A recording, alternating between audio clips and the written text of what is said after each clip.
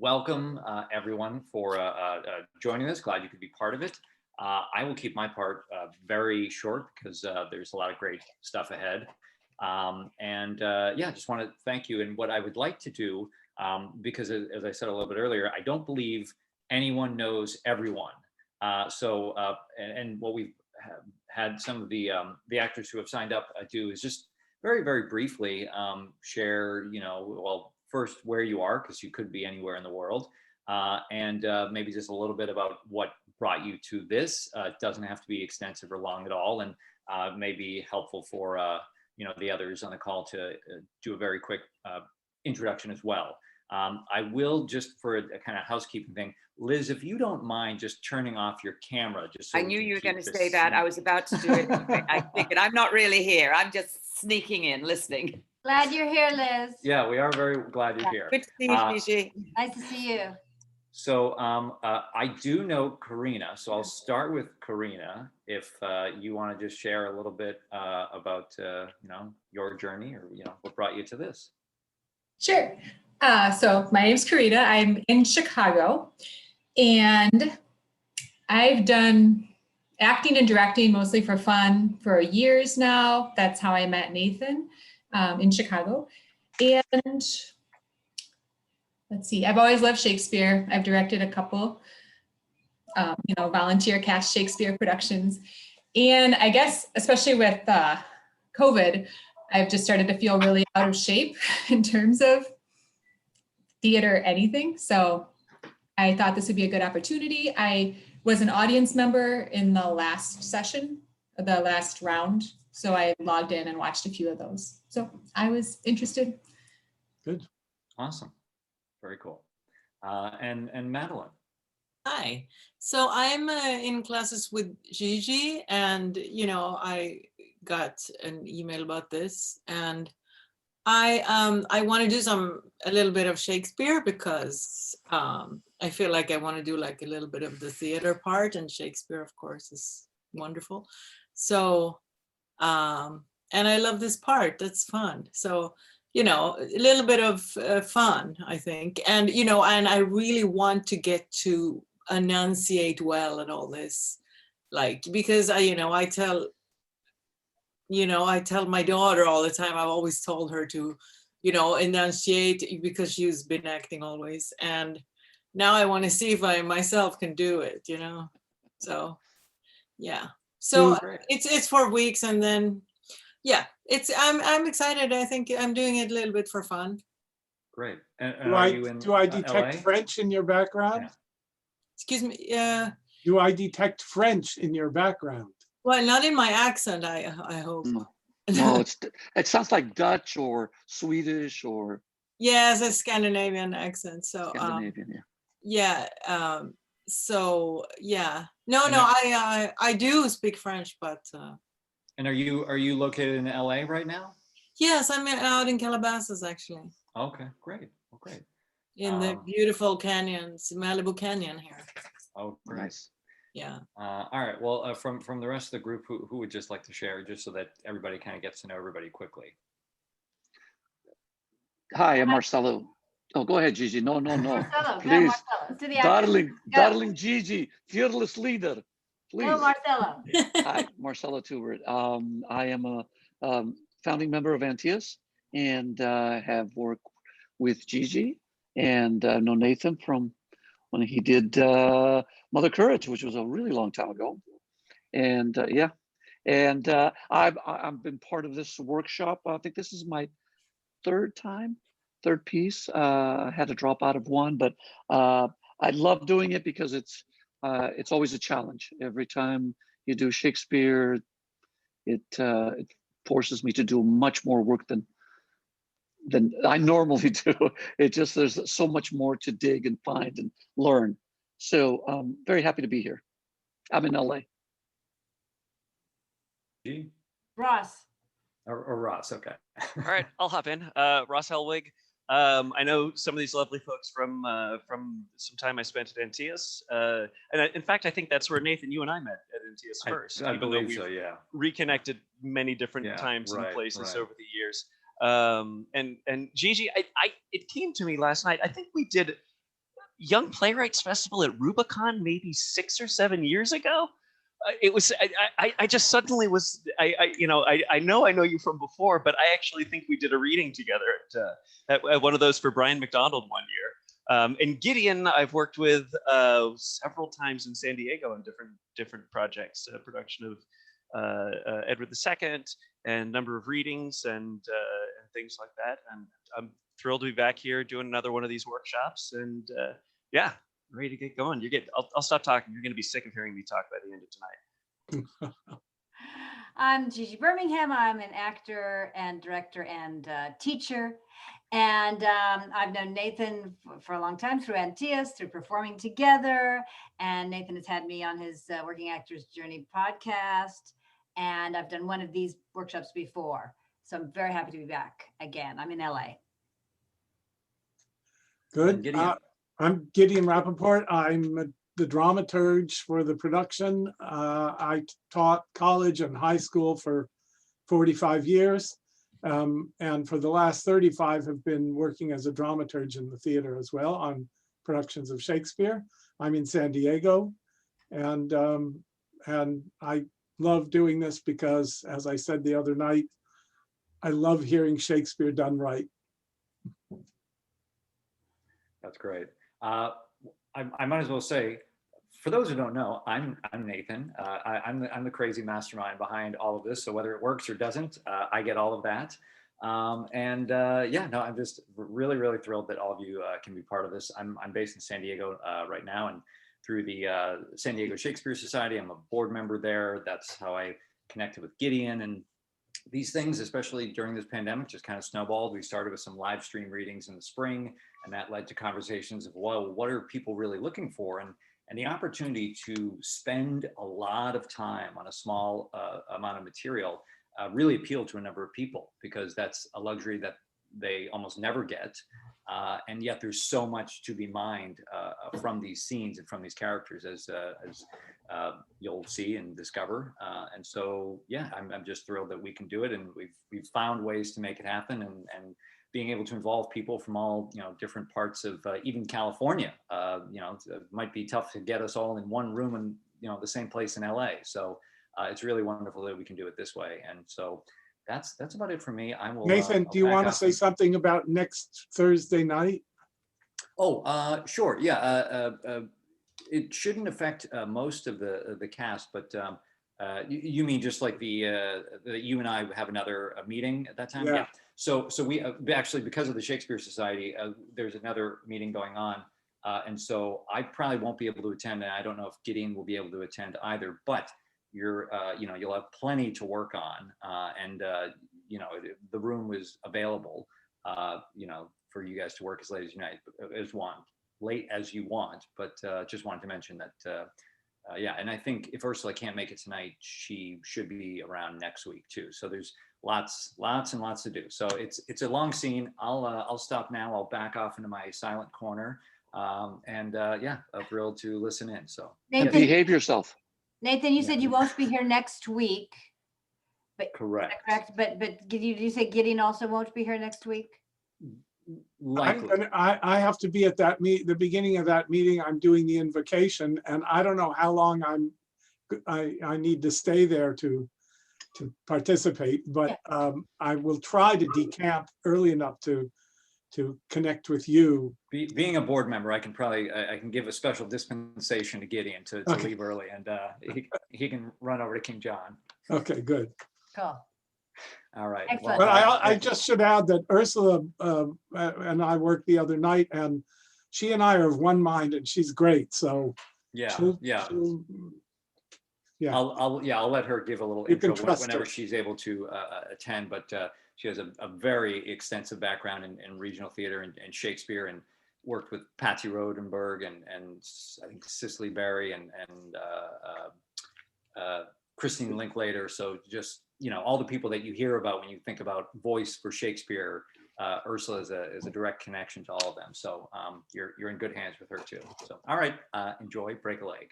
Thank you, Nathan. Thank you for doing this. We appreciate you. Ladies and gentlemen, hey, I say we read. What do you I say? say, Let's I do say, it. hey, Let's read the thing, see how we feel about it. I'll time it, even though the timing won't be exactly what it would be, but and my Gigi, you want to hear the whole scene from the very top, right? We're not going to Yes, just so- come in. I was going to talk about that. So my Oh. feeling is that we're probably going to want to ultimately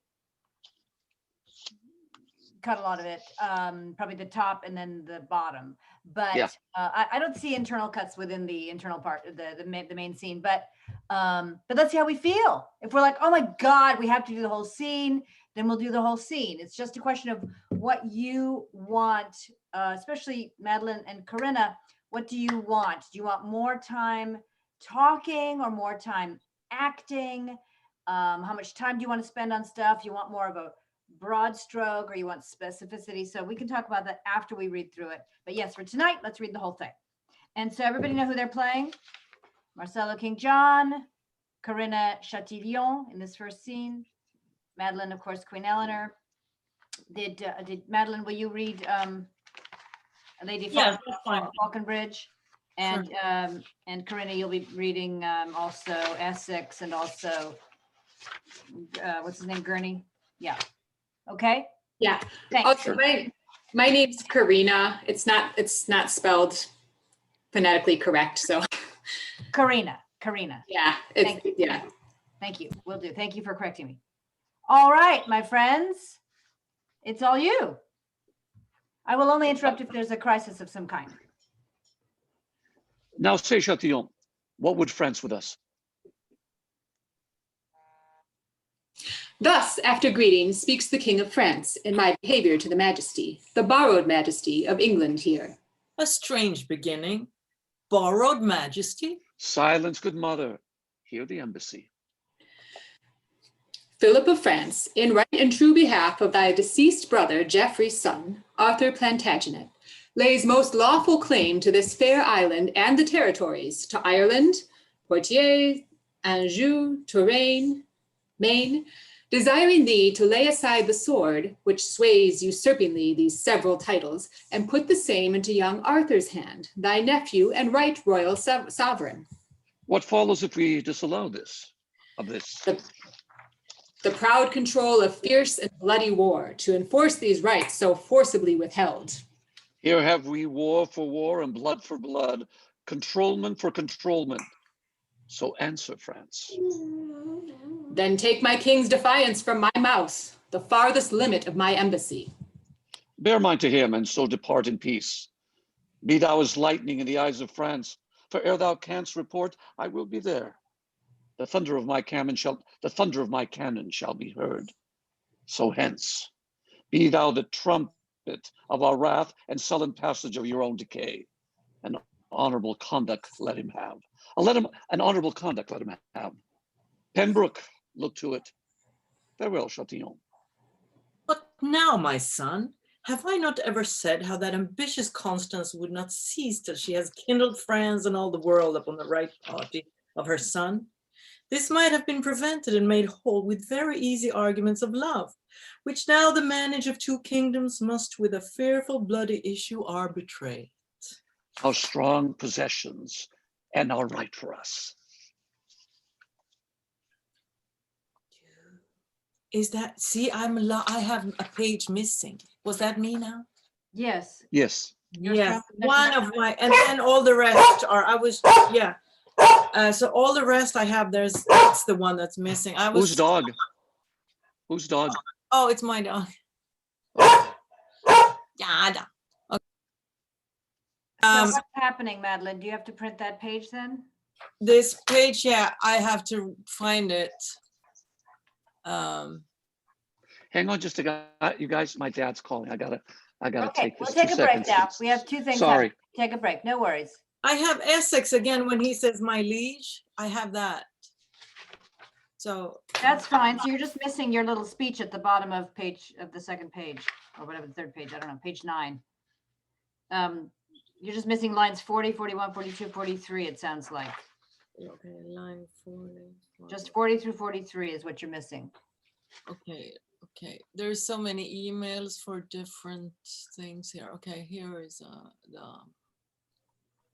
Let me throw a link Scenes. into the chat of the scene, so you can just, for those, Text. those watching can Line pull it up, and Madeleine, you can also grab that too. Okay, Madeleine's in the chat. Yes. So Lines 40 through 44. yes, here we go. Your strong possession much more. Madeline, we've stopped for a moment now. We can't Oh. just pick up like that. Marcelo's gone now. So can you print that for yourself so you have it? Because we're going to come back to it today. Yes, of course. Let's see how.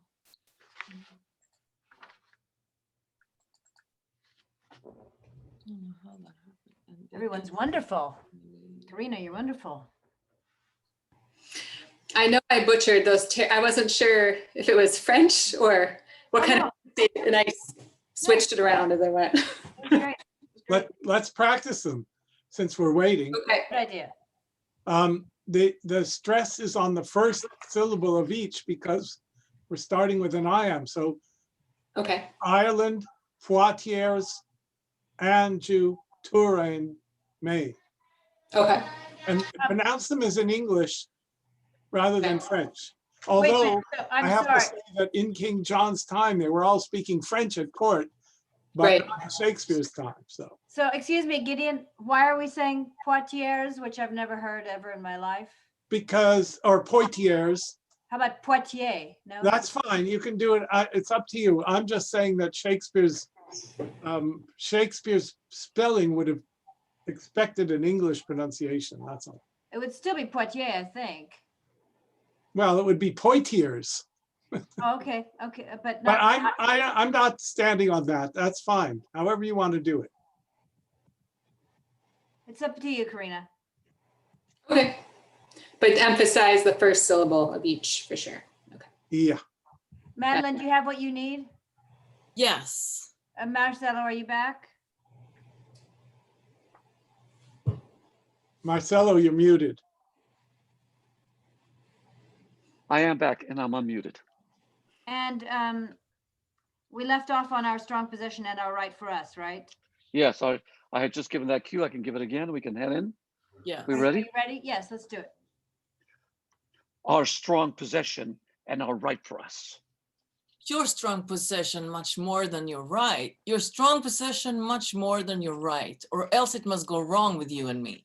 So much my conscience whispers in your ear, which none but God and you and I shall hear.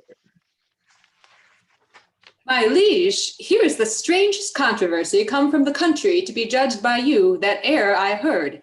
Shall I produce the men? Let them approach. Our abbeys and our priories shall pay this expedition's charge. What men are you? Your faithful subject, I, a gentleman born in Northamptonshire, and eldest son, as I suppose, to Robert Falconbridge, a soldier by the honor-giving hand of Coeur de Lion, knighted in the field. What art thou? The son and heir to that same Falconbridge. Is that the elder, and art thou the heir? You came not of one mother, then, it seems. Oh, most certain of one mother, mighty king, that is well known. And as I think, one father, but for the certain knowledge of that truth, I put your to heaven into my mother. Of that I doubt, as all men's children may.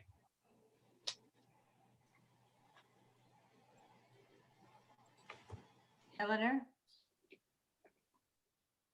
Line 65, Eleanor? Eleanor to the stage, please. Yes, I don't have the numbers in my, I was just trying to write down that other one. I'm sorry. Sure, you want me to back up? The last line was what hath lent us here, right? No, we're on page 11, line 65. Do you have the page numbers at the top of the page? Yeah, and I think mine are not the same. No, for you would be page 4. 414. Which is the last line? Of that I doubt, as all men's children may.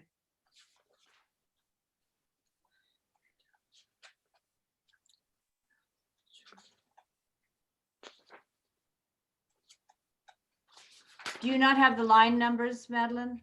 No, they're not on this printout. And this. Can I ask you what printout you're going from? You're not going from the one that Nathan provided us? So my next would be, he has the trick of Coeur de Leon's face. No, out on the rude man. But Madeleine, we should all be on the same, we should all have the same. Yeah, so I will read on the line. I have it up. I will keep reading on the one that it's here then. Okay. So now it is then, it's gonna out on thee, rude man, thou dost shame thy mother and wound her honor with his diffidence. Aye, madam. No, I have no reason for it. That's my brother's plea and none of mine. The which, if he can prove, he pops me out at least from fair £500 a year. Heaven guard my mother's honor and my land. A good blunt fellow. Why, being younger born, doth he lay claim to thine inheritance? I know not why, except to get the land. But once he slandered me with bastardy. But where I be as true begot or no, that still I lay upon my mother's head. But that I am as well begot, my liege, fair fall the bones that took the pains for me. Compare our faces, and be judge yourself. If old Sir Robert did beget us both, and were our father, and this son like him, oh, old Sir Robert, father, on my knee, I give heaven thanks I was not like to thee. Why, what a madcap hath heaven lent us here. Well, he has a trick of Coeur de Leon's face. The accent of his tongue affecteth him. Do you not read some tokens of my son in the large composition of this man? Mine eye hath well examined his parts, and finds them perfect Richard. Sirrah, speak. What doth move you to claim your brother's land? Because he hath a half face like my father. With half that face would he have all my land. A half face growth, £500 a year. My gracious liege, when that my father lived, your brother did employ my father much. Well, sir, by this you cannot get my land. Your tale must be how he employed my mother. And once dispatched him in an embassy to Germany, there with the emperor, to treat of high affairs touching that time. The advantage of his absence took the king, and in the meantime sojourned at my father's, where how he did prevail, I shame to speak. But truth is truth. Large lengths of seas and shores between my father and my mother lay, as I have heard my father speak himself, when this same lusty gentleman was gone. Upon his deathbed, he by will bequeathed his lands to me, and it took it on his death that this my mother's son was none of his. And if he were, he came into the world full 14 weeks before the course of time. Then, good my liege, let me have what is mine, my father's land, as was my father's will. Sirrah, your brother is legitimate. Your father's wife did after wedlock bear him, and if she did play false, the fault was hers, which fault lies on the hazards of all husbands that marry wives. Tell me, how of my brother, who, as you say, took pains to get this son, had of your father claimed this son for his? In sooth, good friend, your father might have kept this calf bred from the cow from all the world. In truth, he might. Then, if he were my brother's, my brother might not claim him, nor your father, being none of his, refuse him. This concludes, my mother's son did get your father's heir. Your father's heir must have your father's land.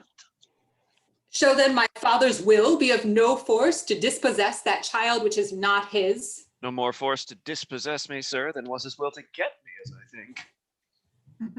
Whether hast thou rather be a Falconbridge, and like thy brother to enjoy thy land, or the reputed son of Coeur de Leon, lord of thy presence and no land besides? Madam, and if my brother had my shape, and I had his, Sir Robert's his like him, and if my legs were two such riding rods, my arms such eelskin stuff, my face so thin that in my ear I durst not stick a rose, lest men should say, look where 3 farthings goes, and to his shape were heir to all this land, would I might never stir from off this place, I would give it every foot to have this face. I would not be Sir Knob in any case. I like thee well. Wilt thou forsake thy fortune, bequeath thy land to him and follow me? I am a soldier and now bound to France. Brother, take you my land. I'll take my chance. Your face hath got £500 a year, yet sell your face for 5 pence, and 'tis dear. Madam, I'll follow you unto the death. Nay, I would have you go before me thither. But our country manners give our betters way. What is thy name? Philip, my liege, so is my name begun. Philip, good old Sir Robert's wife's eldest son. From henceforth bear his name, whose from thou. From henceforth bear. From henceforth bear his name, whose form thou. I'll get this. Watch this. From henceforth bear his name, whose form thou bearest. Kneel down, Philip, but rise more great. Arise, Sir Richard and Plantagenet. Brother by the mother's side, give me your hand. My father gave me honor. Yours gave land. Now blessed be the hour by night or day when I was got, Sir Robert was away. The very spirit of Plantagenet. I am thy grandam, Richard. Call me so. Madam, by chance, but not by truth. What though? Something about a little from the right, in at the window or else o'er the hatch. Who dares not stir by day, must walk by night. And have is have, however men do catch. Near or far off, well, one is still well shot. And I am I, howe'er I was begot. Go, Falconbridge. Now hast thou thy desire. A landless knight makes thee a landed squire. Come, madam. And come, Richard. We must speed for France, for it is more than need. Brother, adieu. Good fortune come to thee, for thou wast got in the way of honesty. A foot of honor, better than I was. But many a foot of land, the worse. Well, now can I make any Joan a lady? Good den, Sir Richard. God a mercy, fellow. And if his name be George, I'll call him Peter. For new made honor doth forget men's names. 'Tis too respectable and too sociable for your conversation. Now, your traveler, he and his toothache at my worship's mess, and when my nightly stomach is sufficed, why, then I suck my teeth and catechize my picked man of countries. My dear sir, thus leaning on my elbow, I begin, I shall beseech you. That is question now. And then comes answer like an absey book. Oh, sir, says answer, at your best command, at your employment, at your service, sir. Oh, no, sir, says question. I, sweet sir, yours. And so ere answer knows what question would, saving in dialogue of compliment and talking of the Alps, the Apennines, the Pyrenean, and the River Po, it draws towards supper in conclusion so. But this is worshipful society, and fits the mounting spirit like myself. For he is but a bastard to the time that doth not smack of observation. And so am I, whether I smack or no. And not alone in habit and device, exterior form, outward accoutrement, but from the inward motion to deliver sweet, sweet, sweet poison for the age's tooth, which though I will not practice to deceive, yet to avoid deceit, I mean to learn, for it shall strew the footsteps of my rising. But who comes here in such haste in riding robes? What woman post is this? Has she no husband that will take the pains to blow a horn before her? Oh, 'tis my mother. How now, good lady, what brings you here to court so hastily? Where is that slave thy brother? Where is he that holds in chase mine honor up and down? Oh, my brother Robert, old Sir Robert's son, Colbrand the giant, that same mighty man. Is that Sir Robert's son that you seek so? Sir Robert's son? Hey, thou unreverent boy, Sir Robert's son. Why scornest thou at Sir Robert? He is Sir Robert's son, and so art thou. James Gurney, wilt thou give us leave a while? Good leave, good Philip. Philip, Sparrow. James, there's toys abroad. Anon I'll tell thee more. Madam, I was not old Sir Robert's son. Sir Robert might have ate his part in me upon Good Friday, and ne'er broke his fast. Sir Robert could do well, marry to confess, could he get me. Sir Robert could not do it, we know his handiwork. Therefore, good mother, to whom am I beholding for these limbs? Sir Robert never helped to make this leg. Hast thou conspired with thy brother too? that for thine own gain shouldst defend mine honor? What means this scorn, thou most untowered knave? Knight, knight, good mother Basilisco-like. What? I am dubbed. I have it on my shoulder. But mother, I am not Sir Robert's son. I have disclaimed Sir Robert and my land. Legitimation, name, and all is gone. Then good my mother, let me know my father. Some proper man, I hope. Who was it, mother? Hast thou denied thyself a Falconbridge? As faithfully as I deny the devil. King Richard Coeur de Lion was thy father. By long and vehement suit I was seduced to make room for him in my husband's bed. Heaven lay not my transgression to my charge. Thou art the issue of my dear offense, which was so strongly urged past my defense. Now by this light, were I to get again, madam, I would not wish a better father. Some sins do bear their privilege on earth, and so doth yours. Your fault was not your folly. Needs must you lay your heart at his dispose. Subjected tribute to commanding love, against whose fury and unmatched force the aweless lion could not wage the fight nor keep his princely heart from Richard's hand. He that perforce robs lions of their hearts may easily win a woman's. I, mother, with all my heart, I thank thee for my father. Who lives and dares but say, thou didst not well when I was got, I'll send his soul to hell. Come, lady, I will show you to my kin, and they shall say, when Richard me begot, if thou had said him nay, it had been sin. Who says it was? He lies. I say 'twas not. Wonderful. Come back, everybody. Nice. Fun, fun, fun. All right. That was amazing. Some of you have either worked on this before, or I won't say who, Ross, and others have worked very hard to prepare, and then the rest of us will we will catch up as we go. So Gideon, I'm sure you're bursting with initial things you want to say. Do you want me to sort of introduce the play for a minute? That Or might do- be good. I wouldn't mind that. Does everybody agree that is that a good idea? Sure, whatever you want. Yeah. That'd be great. Thank So you. I'll just say a couple things about it. It's a very early play of Shakespeare. It's very highly rhetorical. There are lots of layers of innuendo going on. And the background, the historical background is very complicated, but essentially Prince John has inherited the throne from his older brother, Richard the Lionhearted. We all remember Prince John from the Robin Hood stories. He was the bad ruler when Robin Hood was stealing from the rich and giving to the poor.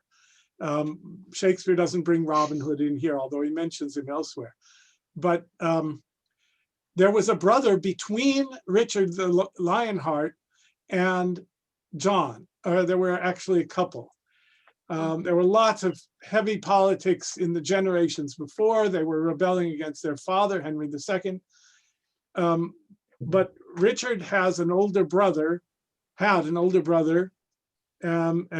his Geoffrey, and his son, Arthur, is the young boy in this play who, by one argument, ought to be the king of England. John was the legitimate heir of a younger, he was the younger brother of Richard the Lionheart. So if you want to go by normal primogeniture, it should go to Arthur, except that Arthur's father was illegitimate, like Philip the Bastard. If you want to go by the next legitimate heir, it's Prince John. This is why the Queen, his mother, says, Eleanor says, you have more justification by possession than you have by right. She recognizes that Arthur has maybe a better claim to right to the throne, but King John's in possession. So that there's a law that says when there's equal right, the person who has possession is is the rightful owner. Anyway, it's a big argument and a big discussion. Can And you it becomes explain what possession means? actually having the thing. We say possession is 9/10 of the law, meaning if I say that's mine and you say, no, it's mine, whoever has it in hand is the presumed owner. Oh, okay. And King John has England in hand. He's been crowned the king. Actually, he gets crowned about 4 different times, and it's mentioned in the play. So the Falconbridge subplot about the 2 brothers and the father and Richard the Lionheart is intentionally a reflection of what's going on in the royal arguments about who owns England and why they're fighting France, because France is coming in to justify Arthur, the young boy's right to the throne against King John. And I'll just add that all those layers in the play are partly reflecting what's going on in England at the time, because the Earl of Essex, although his final rebellion isn't now, he has begun mounting some kind of rebellion against Queen Elizabeth. And there's a lot of concern about who will be Elizabeth's heir and who's the rightful heir and so on. And there's lots of stuff about the threat of France. The play is written about 2 years after the Spanish Armada is defeated in 1588. So there's worry about the power of Catholic Spain and then the Catholic Church. Queen Elizabeth is Protestant. So the whole all the stuff in the play about the Pope is kind of topical as well. The main physical action in the play is the threat to young Arthur, and in the end he jumps off the walls, and everything else is talk. 2 huge armies come in and they talk to each other, and then they split, and then they both come in again and talk to each other some more, and then they split again. So there's lots of talk. So that's it. I don't want to say more until we have specific questions.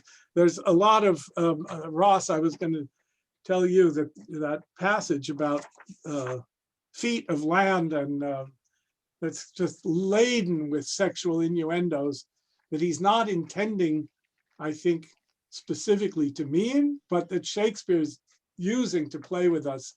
And Philip Falconbridge is probably aware of it. So we can talk about that when we get to the speech. Cool. And that's typical of this play. There's lots of innuendo going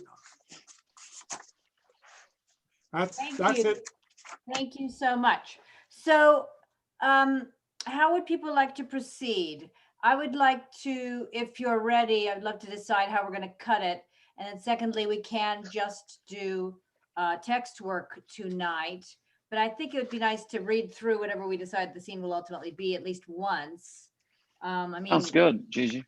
okay. I mean, to do only text work, it would only be Shakespeare that I would ever give this much attention to it, because I think you got to get up and do the thing. But for this first night, and so if you're all in agreement, we'll do that. So let's cut it. But I'm wondering, Nathan, you're there, yes? I am here, yes. A quick question. So the 4th rehearsal is still a rehearsal, or is it a presentation followed by discussion, or both? So it's an open working rehearsal. So it's like this, though we extend the invitation to a larger audience, that just anyone who wants to come, and it's an opportunity for friends, family, peers, whatever, to see the process. And that has taken different forms. Some groups present it and they feel good and that's it. Sometimes they want to go back and rework a section, but it is meant to still be, it's that hybrid of performance, but still working, open to working on it if you'd like. Okay, and if we feel complete, then we can just open it up to discussion. Absolutely. Okay, thank you. Mm-hmm. Cool. Okay, anybody have strong feelings about the cuttings, or shall we try what I suggested? We go with what you're the leader. Well, I know, but we're clever. No, I mean, we could start with your suggestions. Yeah. Yeah, why not? So let's just all look at it for a moment before you just say that. So I was thinking we don't need the Chatillon scene. We just start with their departure on around line 31. We start there and start with Queen Eleanor. What now, my son? Yeah. Maybe we'll start with King John saying goodbye to them. So hence be thou blah blah blah. So hence, from hence This- down this- to the end farewell. Yeah. Farewell shots. Maybe Okay. start there possibly, and then we have the scene. Well, does that give us any real estate, Gigi? That It saying doesn't, goodbye to them? it doesn't carry much. We don't know that they're going, he's threatening Right. France. So I don't know that, Just starting with Queen Eleanor might be better. yeah, I think so. I think that unless we do the whole speech, that is go off to France and tell them I'm following with war, I don't think it adds, just the last few lines don't add much. Well, the other thing is, we had about approximately, it's hard to say because we stopped a couple times, but, and I paused my timer, but we had around 12 minutes all the way through the bastard's long speech. So starting from the beginning. So maybe we should just include the beginning and just go through the bastard's speech. That's fine. The other consideration I would just suggest we think about is, do you want people focusing on a single character, or do you want them having to double up? What do you prefer, actors? Of course, I'm talking. I mean, I don't have to double up, but No, it you're just not seems to doubling me up, Marcelo. that making it simpler is better for understanding that with the main characters that we have from the scene, when starting from that line, like line 31, we have the characters that are going to be Yes, we there. still have Essex. So that's a question. How do we introduce the Falconbridge boys? But I suppose I'm not sure. We could do Essex as an offstage voice. I can do it, or Nathan can do it, or somebody can do it off stage, off camera. We could do that. Okay, so we'll just do that as an off-camera voice. I'll do it tonight so we don't waste time. Somebody wants to do it, let me know. You can do it. Anybody who's listening here tonight can do the offstage voice if you want to. Just let me know. Okay, so I'll do that for tonight. And then that's that. And then we'll just So go. what are we saying then? Are we going to start with Queen Eleanor, or are we starting from the beginning? Well, either from the beginning or with Queen Eleanor. What do you, it's an extra 2 minute, minute and a half, 2 minutes. If we have time, why don't we start with it? You know what? We'll start with it. We'll have it start from the beginning. And then if we find that we just have too much other stuff to concentrate on and we don't want to spend time on that beginning part, we'll just cut that. Is everybody cool with that? Yeah, if we know we're going to end at line 222 before Lady Falconbridge comes in, that cuts out some of the doubling, and then we know how much time we have to get to 222. Well, I timed it. It's about 12 minutes. Yeah. So and 12 minutes ending with the entrance of Lady Falconbridge. Yes, but again, we stopped a couple times. It might have been in insecure timing. Yeah. Okay. Well, I think that seems to me a good shape for it. Good. Do we want to read it through one more time, or just Gideon, you want to talk? I guess you better talk because time is fleeting. So It'd be nice to get whatever thoughts you might have about anything in particular, especially some really wrong turns or anything. Is everybody clear on how we've cut it? We're basically not cutting it. We're just going to stop at line 222. Okay. That's good. And you're Okay. doing Gideon, Corinna. I just have a couple of verbal things going on. Generally speaking, depending on how Gigi wants to hear it, you want to pronounce things as you would in English. So CHATILLON. And that gives it its full number of syllables.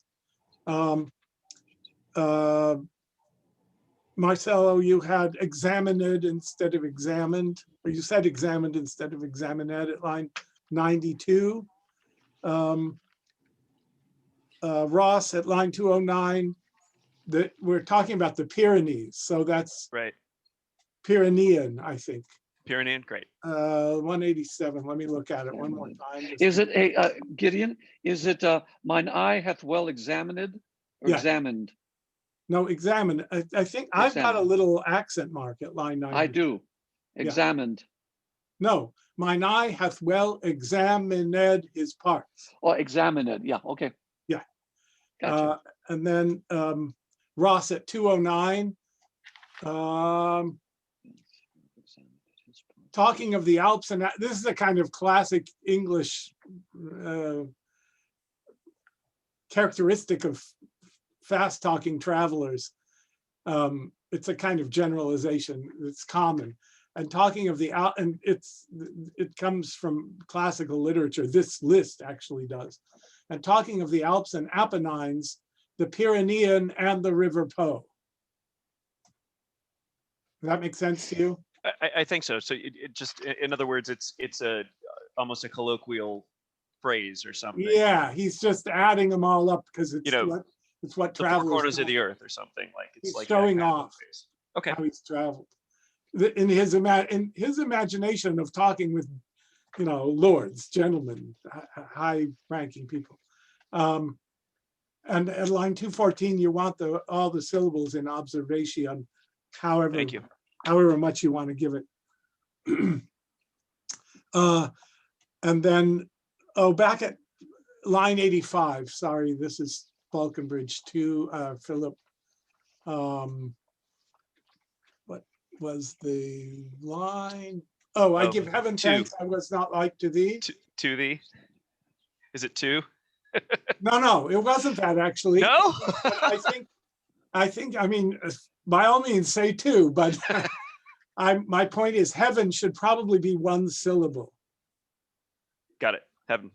I give heaven thanks I was not like to thee. You want to go for the end of it, stress on the end of it. That's all I really marked down for a start, but can we either read it and then go back? I'll mark again things, or if you want me to stop people as we go, I can do it that way, whichever you want. We can do both. We should maybe just read and then pause and discuss a little bit what's going on. Good. Does that sound good to everybody? Sure. So we'll just start Sounds at the good, beginning. yeah. Let's read through until CHATILLON. I'm French. I'm sorry. That's hard for me, Gideon. but I'll- Chantillion. No, it's Chantillion. Chatillon, which is Dactylion. a sample. Chantillion. Okay, we ready? So we'll end there. Oh, yes, go ahead. Now say, Chantillion, what would France with us? Thus, after greeting, speaks the King of France, in my behavior to the Majesty, the borrowed Majesty of England here. A strange beginning. Borrowed majesty? Silence, good mother. Hear the embassy.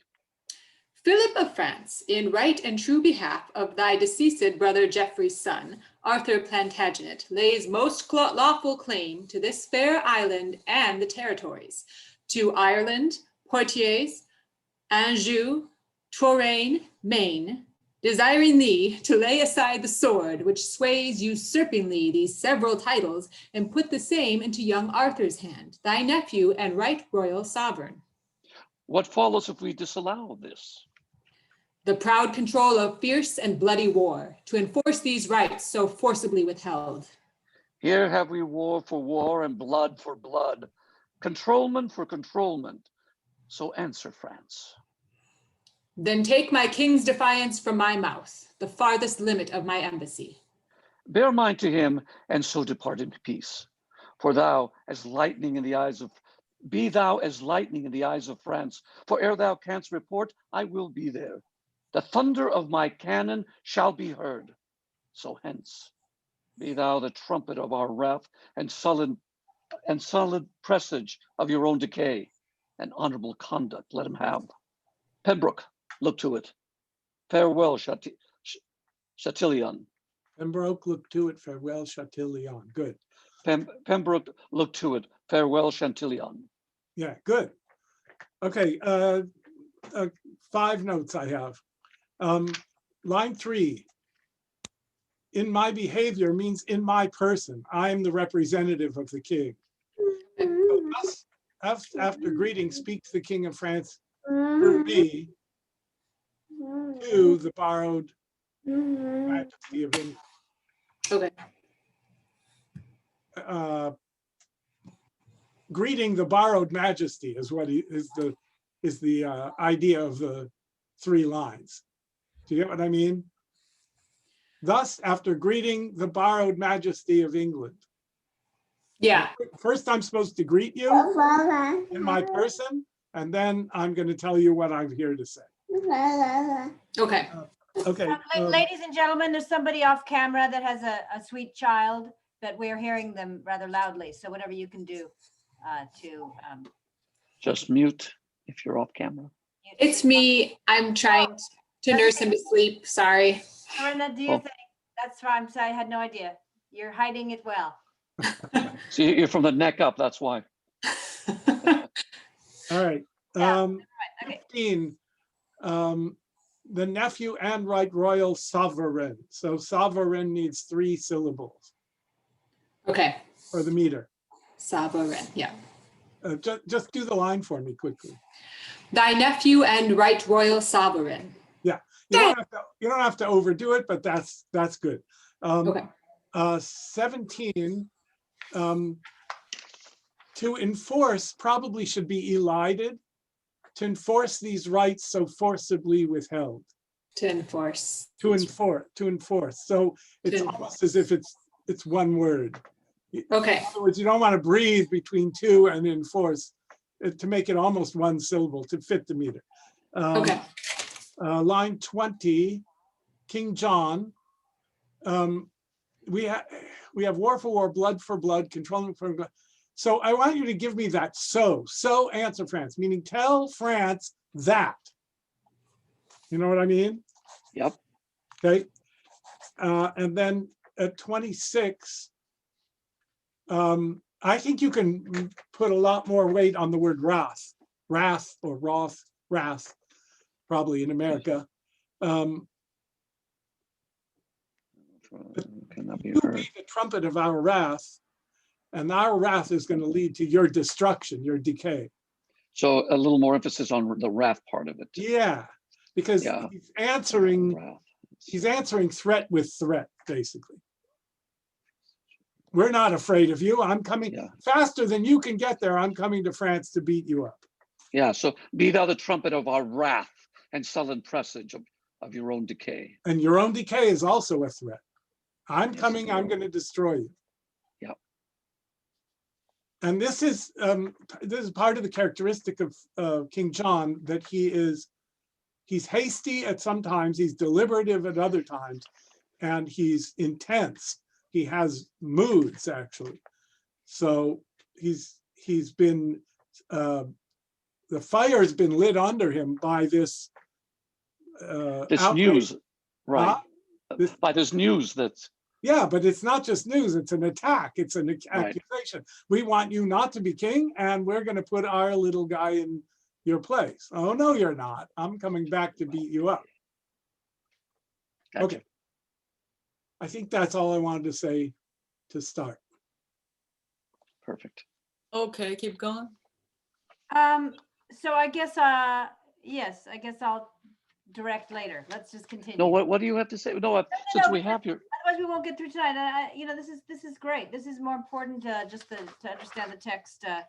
I just was it clear about thy deceased brother Geoffrey's son, right? That's the middle brother between Coeur de Lion and John is Geoffrey, and Geoffrey's son is Arthur, who's got pretensions to the throne. Yep. Good. Okay. Let's continue. Okay. What now, my son? Have I not ever said how that ambitious Constance would not cease till she had kindled France and all the world upon the right and party of her son? This might have been prevented and made whole with very arguments of love, which now the manage of 2 kingdoms must with fearful bloody issue arbitrate. Our strong possession and our right for us. Your strong possession much more than your right, or else it must go wrong with you and me. So much my conscience whispers in your ear, which none but God, you and I shall hear. My liege, Here is the I beg your strangest, pardon. So I'll do it. Yeah, go, Gideon. Or do you want to do it? No, you do it. My liege, here is the strangest controversy come from the country to be judged by you that e'er I heard. Shall I produce the men? Let them approach. Our abbeys and our priories shall pay this expedition's charge. What men are you? Your faithful subject, I, a gentleman born in Northamptonshire, the eldest son, as I suppose, to Robert Falconbridge, a soldier by the honor-giving hand of Coeur de Lion, knighted in the field. What are thou? The son and heir to that same Falconbridge. Is that the elder, and art thou the heir? You came not of one mother then, it seems. Oh, most certain of one mother, mighty king, that is well known. And as I think one father, but for the certain knowledge of that truth, I put you o'er to heaven and to my mother. Of that I doubt, as all men's children may. Out on thee, rude man. Thou dost not shame thy mother and wound her honor with this diffidence. I, madam, no, I have no reason for it. That's my brother's plea and none of mine. But which if he can prove, he pops me out at least from fair £500 a year. Heaven guard my mother's honor and my land. Ah, a good blunt fellow. Why being the younger born, doth he lay claim to thine inheritance? I know not why, except to get the land. But once he slandered me with bastarding. But where I be as true begot or no, that still I lay upon my mother's head. But that I am as well begot, my liege, fair fall the bones that took the pains for me, compare our faces and be judge yourself. If old Sir Robert did beget us both, and were our father, and this son like him, oh, old Sir Robert, father, on my knees, I give heaven thanks I was not like to thee. Why, what a madcap hath heaven lent us here. Well, he hath a trick of Coeur de Lion's face. The accent of his tongue affecteth him. Do you not read some tokens of my son in the large composition of this man? Mine eye hath well examined his parts, and find them perfect, Richard. Sirrah, speak. What doth move you to claim your brother's land? Because he hath a half face like my father. With half that face would he have all my land. A half face growth £500 a year. My gracious liege, when that my father lived, your brother did employ my father much. Well, sir, by this you cannot get my land. Your tale must be how he employed my mother. Once dispatched him in an embassy to Germany, there with the emperor, to treat of high affairs touching that time. The advantage of his absence took the king, and in the meantime sojourned at my father's, where how he did prevail I shame to speak. But truth is truth. Large lengths of sea and shores between my father and mother lay, as I have heard my father speak himself, when the same lusty gentleman was got.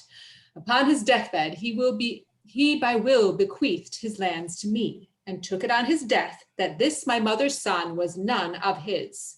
And if he were, he came into the world full 14 weeks before the course of time. Then, good my liege, let me have what is mine, my father's land, as was my father's will. Sirrah, your brother is legitimate. Your father's wife did after wedlock bear him, and if she did play false, the fault was hers, which fault lies in the hazards of all husbands that marry wives. Tell me, how if my brother, who, as you say, took pains to get this son, had of your father claimed the son for his? In sooth, good friend, your father might have kept this calf bred from this. In sooth, good friend, your father might have kept this calf bred from his cow from all the world. In sooth, he might. In sooth, he might. Then, if he were my brother's, my brother might not claim him, nor your father. Being none of his, refuse him.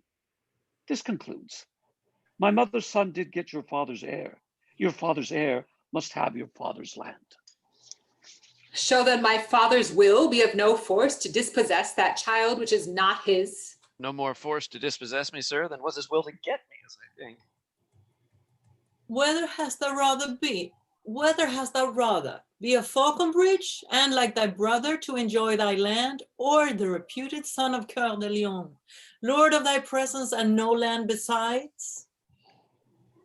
Madam, and if my brother had my shape and I had his, Sir Robert's, his like him, and if my legs were two such riding rods, my arms such eelskins stuffed, my face so thin, that in mine ears I durst not stick a rose, lest men should say, look where 3 farthings goes, and to his shape were heir to all this land, would I might never stir from off this place. I would give it every foot to have this face.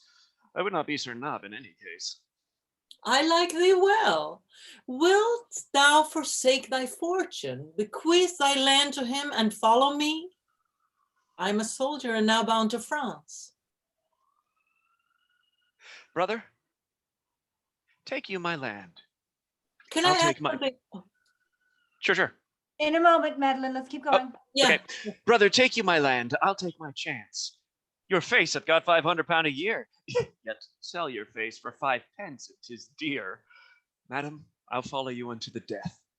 Nay, I would have you go before me thither. Our country manners give our betters way. Let's stop here for a moment, shall we? Yes. Did you have a question, Madeleine? Yeah, so my third line here, when I say I like thee well, wilt thou forsake thy Can fortune? you tell me bequeath what land line to- it is, please? 153. Yeah. When she says, I am a soldier and now bound to France, she means that he is now a soldier and bound to France, right? No, she means that she too is leading troops. She has her own troops from France. This is ELINOR of Aquitaine. This is the very powerful woman leader. Okay. So a yeah, I whole- thought she talked for him. Okay. Yeah. She is going to join with him, but she has her own armies that follow her too. With King John.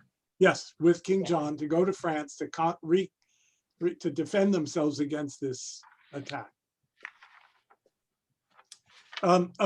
Since we're stopped, do you want to go back and look at some please. stuff closer? Uh-huh.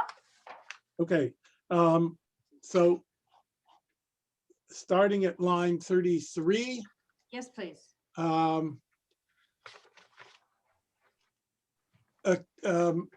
Madeleine, can you give me the D in kindled, because I'm not quite getting that.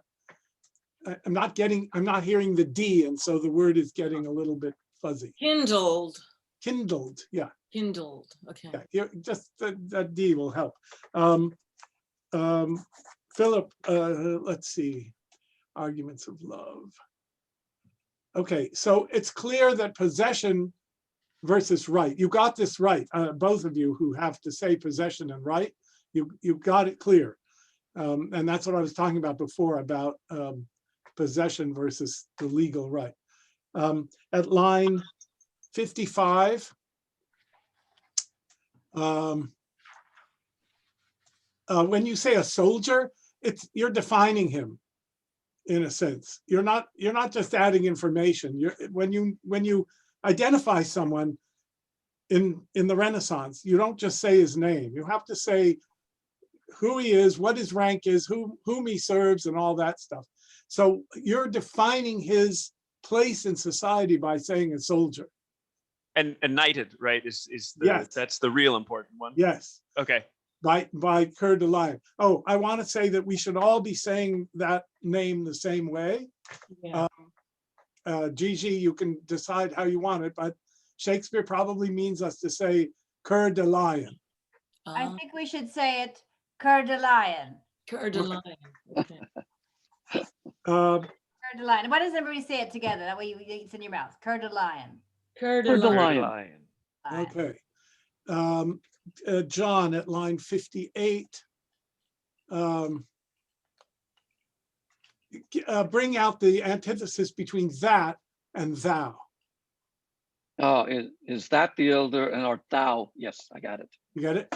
Yep.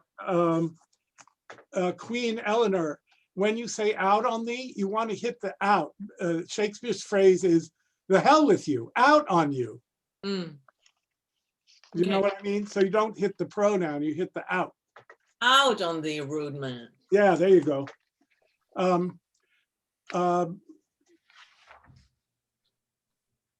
Ross, at 75, I want to give you a choice.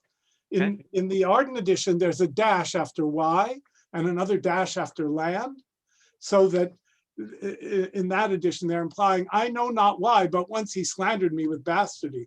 And Right. except to get the land is like a interjection. I So kind of you like that. I think I like that more than the period that we have Yeah, here. do it either. You can do it Well- either way. I just wanted you to have that as an option. Okay. And Um, on 86, that is an aside to ELINOR too, right? He has just gone through this whole shit and he goes like, oh, fuck, look at this. This crazy guy that's landed here on our lap, in our Yeah, laps. I would say it's an aside. It could be to the audience or to her or to himself, however you want to do it. But yeah, Okay, yeah. he's not talking to him. Yeah, no, yeah. And I it think can for be, me- forgive me, it can be an aside or it can be a throwaway. Doesn't have to be an aside. Right. Yeah, kind of an aside throwaway, I thought. Gigi. Okay, I like that. Ross, a line before that, you said knees plural, it's one knee for the rhyme. Oh, okay. Yo. If you're gonna mess up a word, don't do the one that rhymes. Yeah, exactly. Sorry. My eye have examined his parts. He looks like Richard the Lionheart. Okay. Are you getting at line 9567?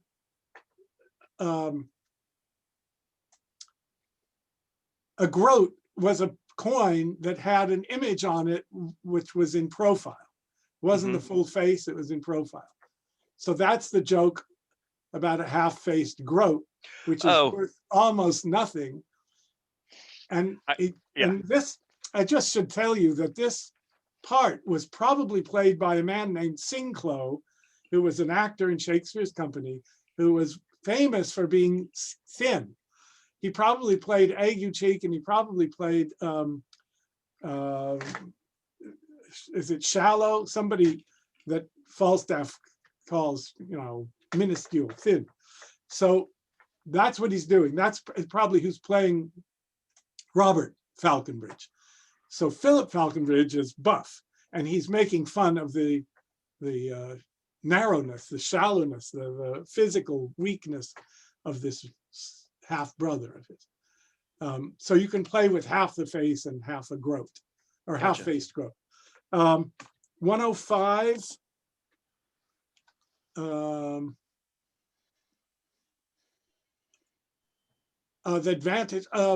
The advantage of his absence took the king. So instead of, what did I hear? Oh yeah, the advantage, it's that elide them. Ross, are you with me?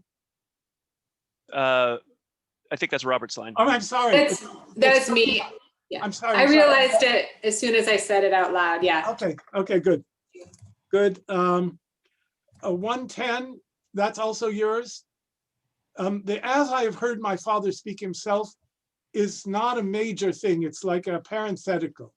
And so you don't want it to break up between seas and shores between my father and my mother lay when this same lusty gentleman was got, meaning begotten. Yeah. You got it? So that, yeah. So put that in parentheses or something. Got it. Throw it away. 121. Marcelo, I think you said and it's and, meaning if. Yes, and if she did play false, the fault was hers. Yeah. Which fault lies in the husband of all husbands and marry wives. Yes. Now, do you understand why he's saying this? The law is that if a child is born within wedlock, it doesn't matter who the actual biological father is. The husband of the woman who bears the child is legally the father, right? So he's making the argument from two sides. He's saying not only is he the rightful heir because he's the eldest son and he's born within wedlock, but even my brother, Richard Coeur de Lion, if he came back to try to claim him, by law, he could not. You get it? Right. Yeah. And that it's kind of the deal with cheating wives is part of being married. That's right. Thing. Yeah. That's right. And he's going through the argument from both sides to show that it's a watertight case. Yes. Now, the irony is that since his older brother, Geoffrey, was born within the wedlock, even though the father was someone else. He's not king. That gives Arthur legitimacy. Yeah. So he's arguing against himself in a way, ironically, about this family, but he's not applying it to himself. And so that's part of the tension of the scene. Okay, line 1. Oh, we did that. 148. Oh yeah, this is Ross. Yes. This is up to Gigi how much she wants you to bring out. But I'm just going to list the words that are sexual innuendos here. Shape, riding rods, eel skin stuffed, rose in the ear, shape again, stir, foot, and surnob, and case. All those words are sexual innuendos. They're all about screwing. They're either about a penis, or they're about the pudendum of a woman, or they're about screwing. So you can bring out or leave obscure as much of that, because I don't want you to lose the first level of meaning.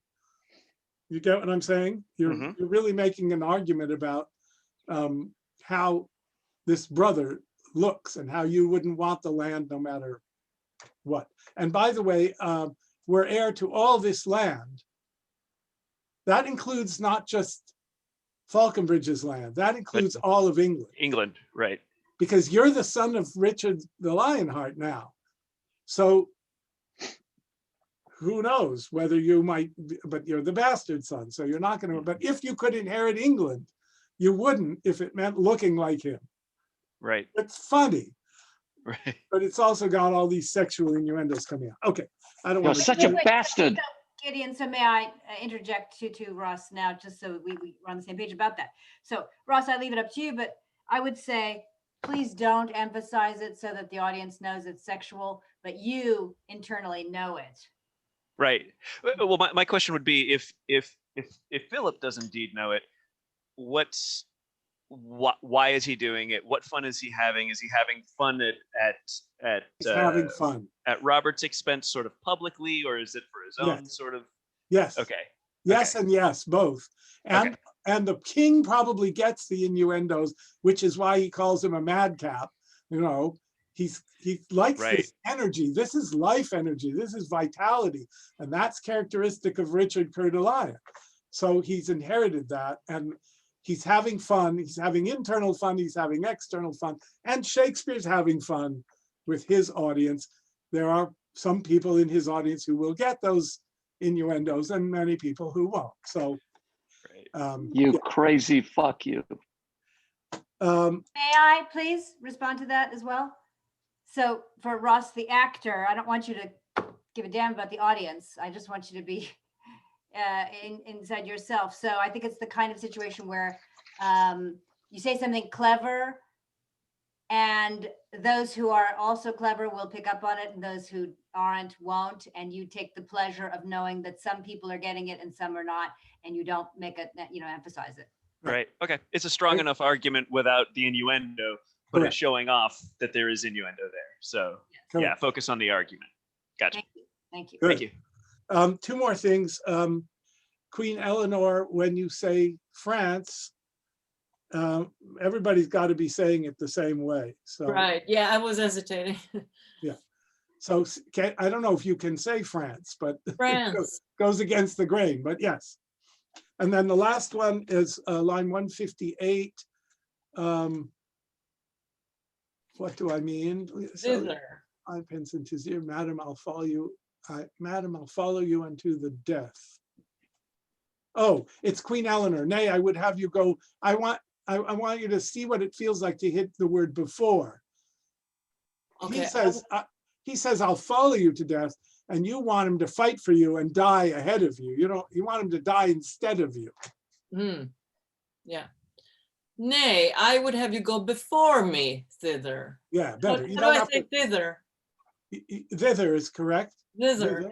But you don't have to pause. Just before me thither is good. Yeah, before me thither. Yeah. Before me thither. Yes, yeah, of course. Good. Paraphrase that you paraphrase it. If if you're having trouble understanding what you're saying, it's always good to paraphrase. So what do you mean when you say, nay, I would have you go before me thither? Well, that he goes before me and Say it in the first person. Say it in the first person. How would you say it? I want you to go before me in the fight. Yeah. So literally it would be what? Ahead of me. Ahead of you're going to be ahead of me. Translate literally. Nay, I would have you go before me thither. No, I want you to go ahead of me instead. Yeah. Thank you. Yeah. So now you know how you said that. Now you can apply it to that line. Yeah. Apply it to that line. So say it just the way that you said that. Nay, I would have you go before me there. Nice. Very nice. Good. That's it for that section for me. Okay, we better continue. But before we do, I just want to mention, I hope I have time to give you guys notes. I don't know how long you guys are willing to stay. I can stay till 7, but if some of you need to leave. I'm good. I have time. I'm good too. Yeah. I'm good till 7. Stay till 7. Yeah, okay. So just Marcelo, Yes, we're ma'am. seeing you're kind of like this. Oh, I'll tell you why. There's a reason for that. Nor I'm going to have my script up on the screen, but since I'm making notes on hard copy, which I will then translate to my annotated one, I will be here and not here. At what rehearsal would that be? The next one. Okay, I was just wondering. Okay. Good, Yeah, good, no, good. I have this because I'm just making notes, which I Of can't course. make when it's up on the screen. Once I make my notes, the next rehearsal, it's going to be here, and it's going to be like it's going to be on the 4th. And how do you make the notes for the next rehearsal then? I will make notes just on this piece of paper as you give them to me, and then I add them to my annotated one. Okay. Oh, my process is a wicked one. Okay. Gigi. All right. So that's all. So you were just talking about me just being bent over. I was just right? worried that I was just a little bit worried. It won't. Okay. It won't be that. Okay, and then everything else can wait. So let's continue with the let's continue with King John. So what is thy name? Is that where we are at? Yes. Yeah, everybody, we're on 161. Just imagine my head being up. I Gigi. will. Okay. Good. What is thy name? Philip, my liege, so is my name begun. Philip, good old Sir Robert's wife's eldest son. From henceforth bear his name from who thou art. Shit. From henceforth bear his name who's from thou. Fuck me. From henceforth bear his name whose form thou bearest. Kneel down, Philip, but arise more great. Arise, Sir Richard and Plantagenet. Brother by the mother's side, give me your hand. My father gave me honor. Yours gave land. Now blessed be the hour by night or day when I was got, Sir Robert was away. The very spirit of Plantagenet. I am thy grand dame, Richard. Call me so. Oh, madam, by chance, but not by truth. What though?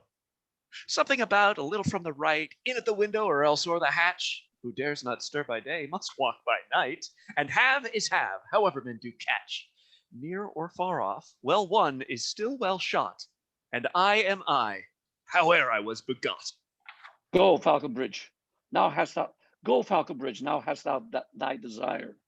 A landless knight makes thee a landed squire. Come, madam. Come, Richard. We must speed for France, for it is more than need. Brother, adieu.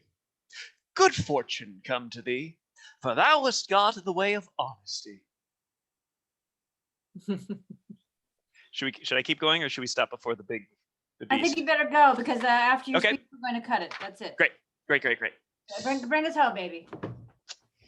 A foot of honor, better than I was, but many a foot of land, the worse. Well, now can I make any Joan a lady? Oh, good end, Sir Richard. God a mercy, fellow. And if his name be George, I'll call him Peter. For new made honor doth forget men's names. 'Tis too respective and too sociable for your conversation. Now your traveler, he and his toothpick at my worship's mess, and when my nightly stomach is sufficed, why, then I suck my teeth and catechize my picket man of countries.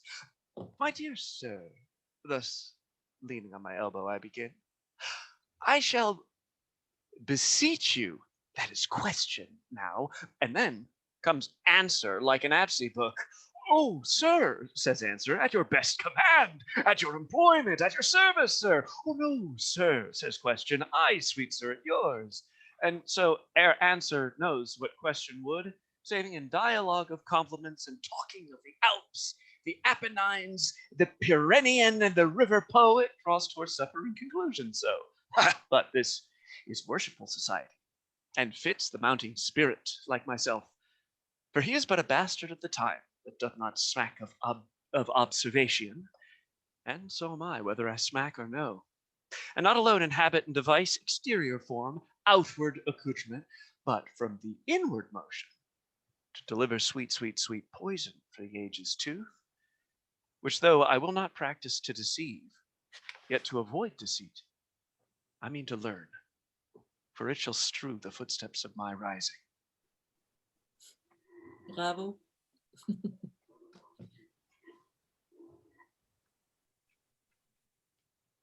Are we keep? Is that Good, it? We good, cut there, right? Good. Okay. Okay. All right, I guess it's me, 164.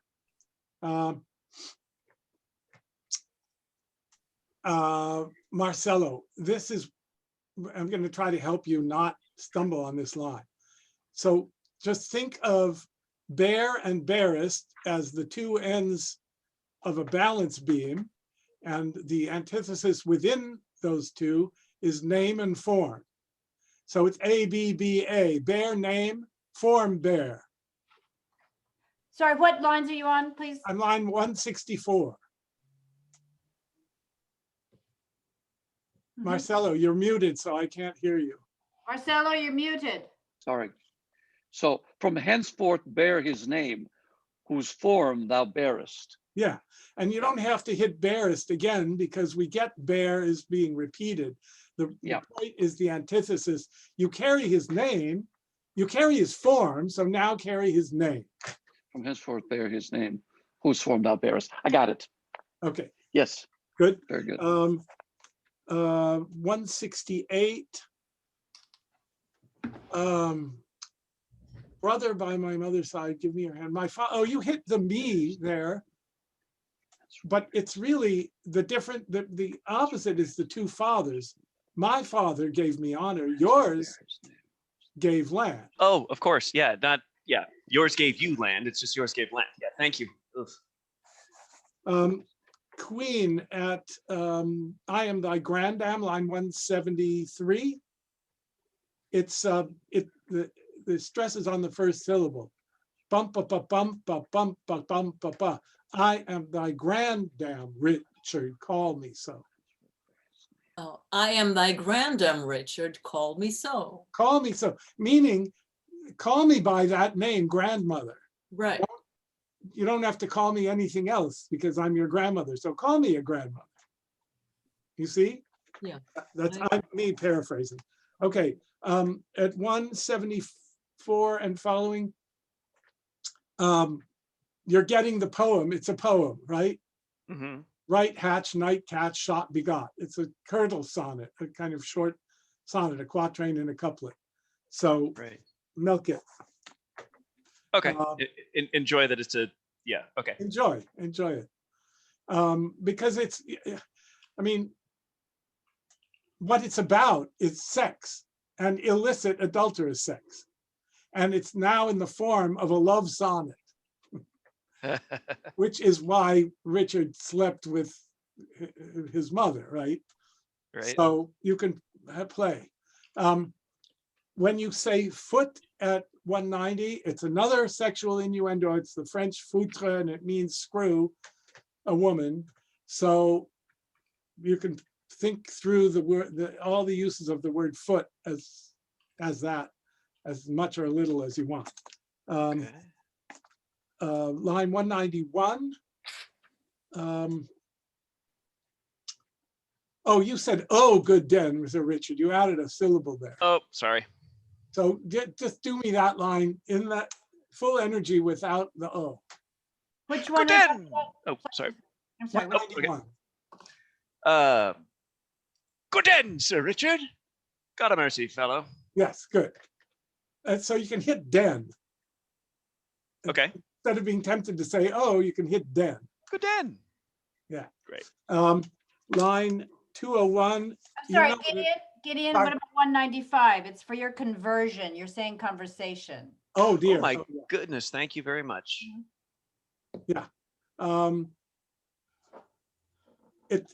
Conversion is a double meaning. Wait a minute. 195.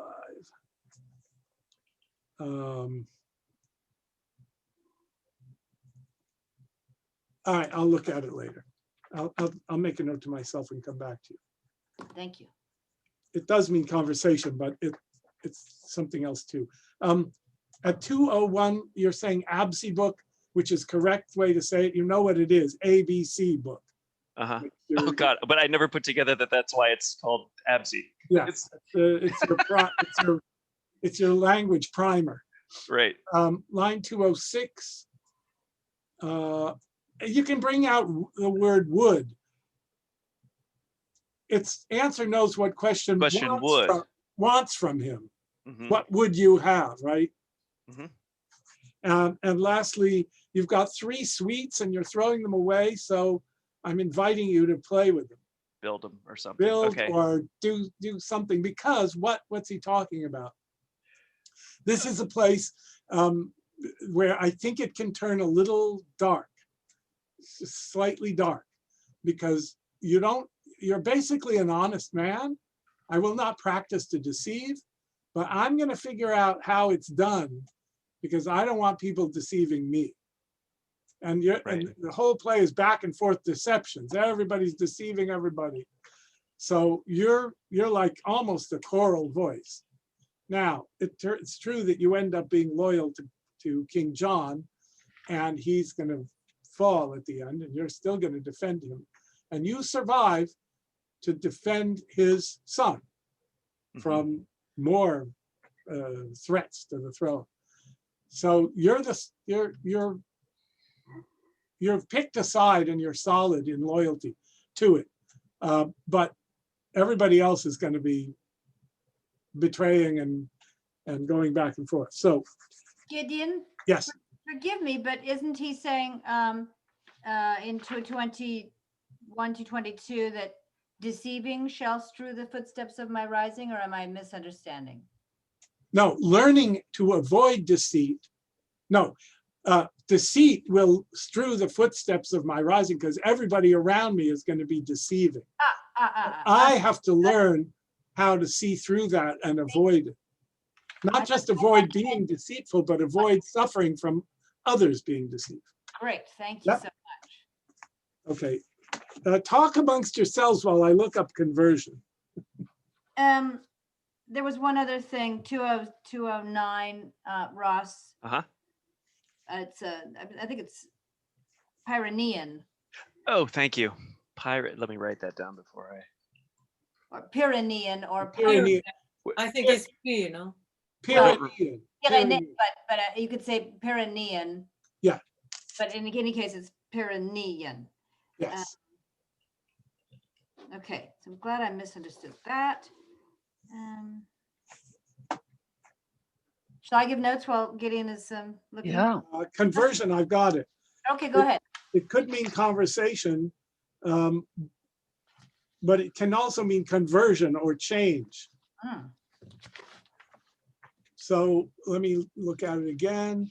'Tis too respective and too sociable for your conversion. I would keep the meaning conversation and don't complicate it unless you want to. The double meaning though works, considering he's saying, you know, I no longer will my being converted to nobility. Nobility. I now it's, you know, it's for my conversion. It's you know, that's too other. Yeah. Or whatever. But yeah. Yeah, and Cool. you could, and your could just mean ones. Right. Yeah. Okay. Yeah. Keep that in mind. Do it how you want. Good. Okay, I'm done. Before I start giving my notes, do you actors have any questions or comments or anything that's going on for you right now? No, okay. We have so little time, but I'm just going to give some. I'll give some specific notes, and I'll give some general notes. So some general notes are, and I know this was just like we're just reading through right now, but remember the stakes for each of your characters. The stakes are very high for everybody, so there's nothing casual about this. The Falconbridge gentlemen arrive, and it's extremely important to them the outcome of this meeting. Also, remember to whom you're speaking and in whose presence you are, and you're in the great palace, and you're with royalty, and it's that thing that happens when you're in front of someone who's very powerful. You know, your heart beats faster, and it's even no matter who you are, there's that activation that happens in your core when you're in, and you have limited amount of time. You don't know the king could be called away at any moment. Anything could happen. So the stakes are high for you, gentlemen. And the royals, I think, remember that you are royalty. So both of you, today we're just reading through, but starting next week, I think we need to find a way to carry ourselves like we're royals when we're, no matter who you're speaking to, you've got that carriage, right? When I'm home, I will be held in my litter by 12 eunuchs. So it'll be different when I'm home and not at my parents. I understand. Without your eunuchs, it's hard to get the feeling. Hard to do the thing. I know, I hear you completely. But you also remember the stakes. So Marcelo, when you make a declaration, aren't expecting CHATILLON, and suddenly in 2 seconds you don't even have to think about it. You are at war. You don't even have to ask yourself for 2 seconds. You don't have to consult anyone else. You just immediately, in the course of this conversation, you're at war. Clearly, there's no deciding to be done in your own mind. That is the consequence of this message from King Philip of France. Right at the very beginning. Yeah. So you too, everything has just suddenly changed. Your life has just been turned upside down. Everything that you value, hold dear, and are responsible for has just been put into question. And so you too suddenly, and yet you take the time to speak to the Falconbridge gentleman. So let's try and find a way to incorporate that the moment that you make that decision, the wheels begin to turn. I mean, the wheels of war begin to turn. So maybe, I don't know. We'll find a way for you to. I'll look at that transition in there. Yes, let's look at that transition. Maybe you can, whatever. And look at the relation to. Finish what I'm saying, okay, Gideon? Sorry. Just signal to somebody, or something can happen so that we know that war is at hand. You're about to go to war. Now you're going to talk to these two gentlemen, but it's going to be quick because you've got to get over to war. You got to get to France. You know what I mean? Yeah. Okay. Yes, I think I just want to add that in that you can work the relationship to your mother, to ELINOR, because she's the one that looks at Falconbridge and says, he'd be a good soldier for us, and he buys that right away. So like they're on the same page about going to war. Good. Right. So both of you immediately, now war is primary in your minds. Then the two Falconbridges are here and you're going to deal with them. And now suddenly it becomes a part of the whole war machine. So that's great. Thank you, Gideon. Excuse me 1 second. Here we go. Okay. Okay, go off. Go. Thank you.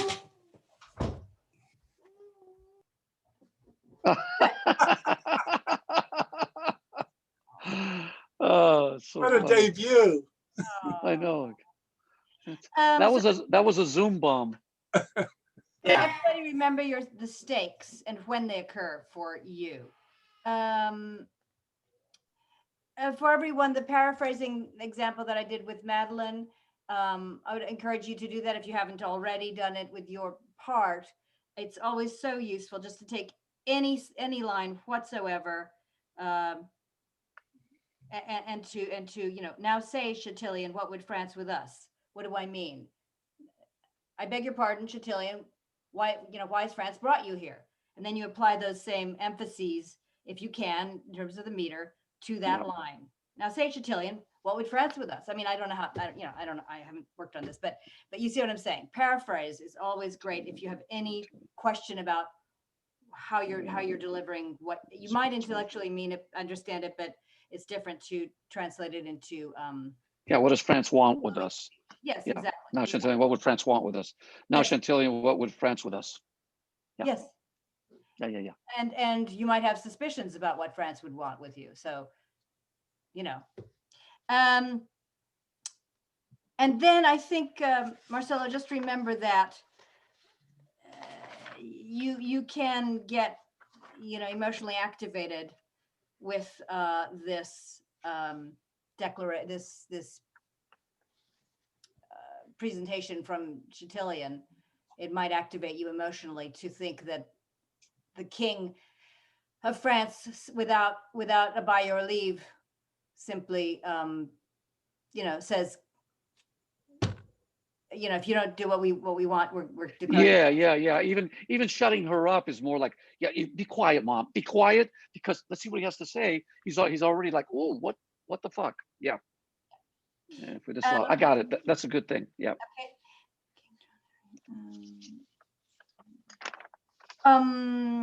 Yes, and thank you, Gideon, for describing King John: hasty, deliberate, moody, intense. So these are good things to bear in mind. When you have an aside, you guys, so think about the asides. It's written in. You're told that it's an aside. So work on them as asides or as throwaways, depending on what. That's You said hasty, deliberate. What was the third word? Moody, intense. Moody, intense. Yeah. Inconsistent, I would add. Inconsistent. Yeah. Yeah. So royals be royal. Falconbridge boys, you're in the presence of a king. Everybody think about your presentation on camera. I'm sorry, not your presentation on camera. How you behave, how you hold yourself. I suppose, Ross, that you must have that very attractive period headset on. I'll try to figure something out. I'm using a different setup than before. It's okay. No. It doesn't even matter because this is a rehearsal and not a presentation. I'm just Should asking. we be sitting down? Well, I suppose we'll be sitting down. Yes, unfortunately, but you can carry yourself as much as you can as if you were standing. I'll be in my litter, so it'll make a huge difference. Let's see, line 88. This is Queen ELINOR. The accent of his tongue affecteth him. I think you want to emphasize affecteth, meaning he sounds like him, right? He sounds like him. He looks like him. He sounds like him. Yeah. Okay. Everybody, think about these are the basics of, of any scene that you're going to work on. What do you want? What's in the way of what you want? And how are you going to get what you want? What do you want? What's getting in the way? And what action are you going to take to get what you want? Sometimes we forget to do that kind of work when it's Shakespeare, because he does do so much of the work for you, but you still have to do the work. Marcelo, 131. My mother's son did. I think you want to emphasize did, right, Gideon? Line 31. Yeah. No, I would hit get. Okay. Say, what line was that? Gigi? 131. 131. Oh, 131. The point is, you want to communicate. You're making the decision. You're making the declaration. You've decided. Yeah, Richard the Lionhearted was your father, and that's it. Hang on, let me get it. Being none of his refusal to. This concludes my mother's sons did get your father's heir. Yeah. Your father's heir. Sure, you're emphasizing. You're making a declaration. So son, your mother's son did get your father's heir. Yeah, did get your father's heir. Your father's heir must have your father's land. So Gideon said to emphasize get, and I think that's right. Yeah, that's what I underlined here. Oh, okay. Your father's all over it because it's important. It's Yeah, my mother's son did get your father's heir. Your father's heir must have your father's land. You see that this is a play on your father begot you and you are his heir. And this is my father begot you, but you are this guy's father's heir. And it's his judgment on the case before the queen comes up with her good idea. Yeah. Queen ELINOR, page on 137, 138. If we have time, are we out of time? No, we have time. I'd love to just run this little section, Eleanor and Philip, to 155, 137 to 155 approximately. I have Eleanor present your offer and Philip receive her offer. This is a moment that's happening here. Right. That was my, I forgot I wanted to ask when you said, is there any questions? That was something I wanted to ask, is especially in this section with the two things that Eleanor sort of posits or offers, what does he understand is being offered when? If that makes sense, because there's hypothetically speaking, which of these would you prefer? There's, will you forsake your fortune? Like how much does he know when? Because, and for example, in her words, it's the answer to you is in her words. So okay. She says, which do you want to be? Be a Falconbridge and, like your brother, whom he's rejected the looks of, enjoy thy land, or be the reputed son of this great king, CHATILLON, and be the lord of thy presence. She's using the word lord, so that's a promotion. And you're not going to have any land. I'm not giving you land in this, but you're going to be in charge of yourself. You're not going to be dependent on anybody.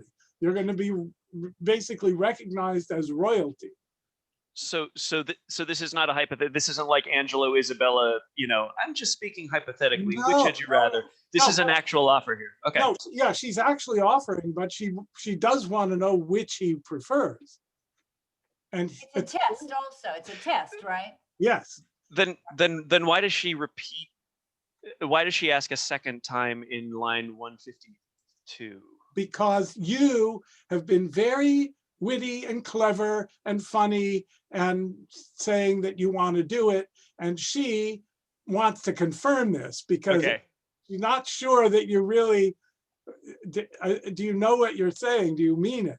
And she adds to it. She says, and follow me. I'm the soldier bound for France. So she adds something to it. Do you really want to do that? And are you going to, and would you like also this other thing that I haven't mentioned? Exactly right. Okay, cool.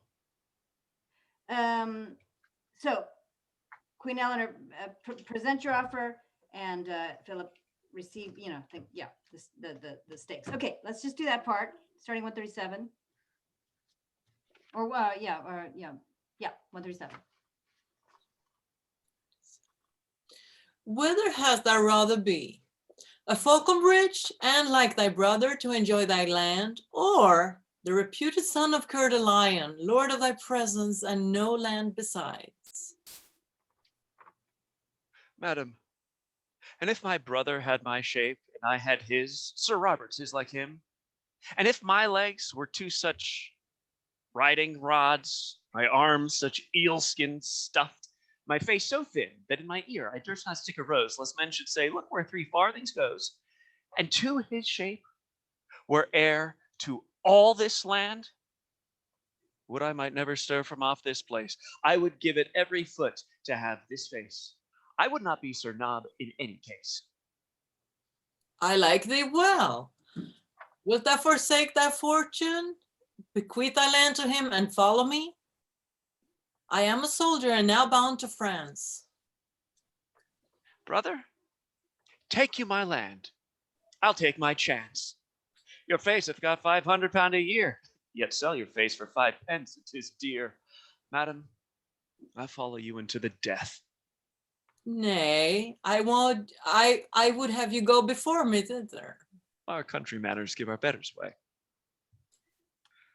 Good. Thank you. Good. Before more maybe accentuate. Ross, I think I love your understanding of what you're doing, and you're such a good actor. I think we don't have to be so. The snarkiness makes it a little overly familiar, I think, and not real for this situation.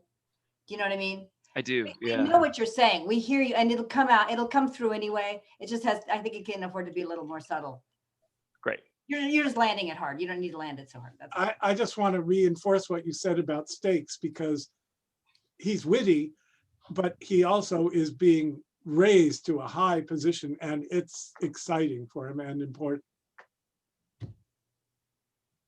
It's life-changing. Yeah. Yes. And then,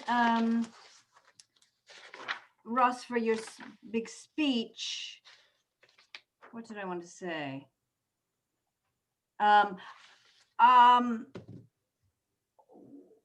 Why would somebody, why would you in this situation suddenly become so silly after this enormous honor has just been bestowed upon you, and you're literally about to go to war, and you probably have a million things to do. You got to pack your bag, and yet you take a moment to kind of giddily entertain yourself. What is that about? Why would you?